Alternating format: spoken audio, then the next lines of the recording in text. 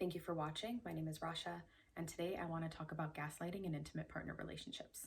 So first, what is gaslighting? It is when somebody uses your words, your emotions, and your experiences and twists them to use them against you in order to distort and question your reality.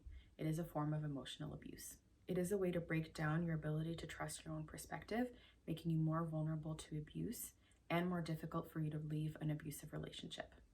Some examples of language that is used are things like "you're crazy, that never happened, you have a really bad memory, it's all in your head." It makes you question your own perception of reality and sometimes your own sanity. So where does the term gaslighting come from? It actually came from a stage play in 1938 called Gaslight, where a husband tries to make his wife crazy by dimming the lights in their home, which was powered by gas back then, and then denies that he did that whenever his wife points that out and calls her crazy. The victim questions their instincts, their feelings, and their belief, which gives more power and control for the abuser, and we all know that abuse is all about control and power. What are some of the techniques that are used when it comes to gaslighting situations? The first one is withholding, where an abuser sometimes refuses to listen to their partner or pretends that they don't understand. The second one is countering, where the abusive partner questions the events that happened, even though the victim knows and remembers them correctly. They can say things like, "well, you have a bad memory, that actually never happened." The third one is blocking or diverting, where the abuser either tries to change the subject or questions what the person is saying. Things like, "well, that's a crazy idea that maybe your family or friend came up with," or something like, "well, you're imagining this."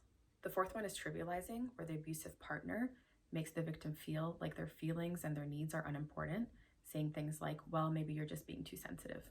The fifth one is forgetting or denial, where the abusive partner pretends like they forgot something or that they dismiss promises that they had made to their partner, saying something like, "well, maybe you're just making things up." Gaslighting does happen gradually, and over time, the person becomes anxious, isolated, and again distorts the reality and makes them feel that maybe what they're thinking or they're feeling is actually different. So over time, a victim can feel confused, anxious, and depressed, and can lose all of their senses of what is actually happening. They start relying on the abusive partner in order to define their reality. So important things to recognize in regards to signs is second guessing yourself, asking yourself, "am I too sensitive?"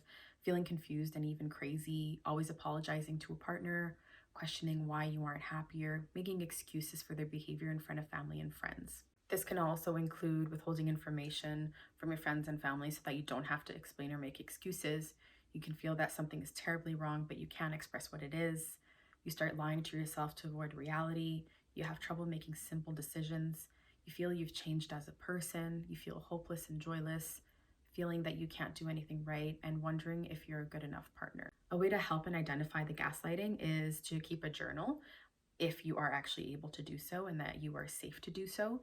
This includes logging the gaslighting that is happening so that you can always have a reference to come back to if you feel that maybe they are distorting your reality. It is also important to talk to friends and family, again, if you're able to do so, so that whenever you express a situation or talk about what happened, you can have somebody else who's also telling you that there probably is gaslighting that is happening. Also, if you're able to, keep voice memos as well as pictures, maybe an email as well. It's also really good for your mental health so that you have a log of what happened, so that you know that it isn't your fault and that it is completely on the abuser who is making you feel this way. It's good to keep these logs and memories, emails and text messages only if you're able to do so in a safe way. If not, maybe to have a friend or family member where you can give these things to.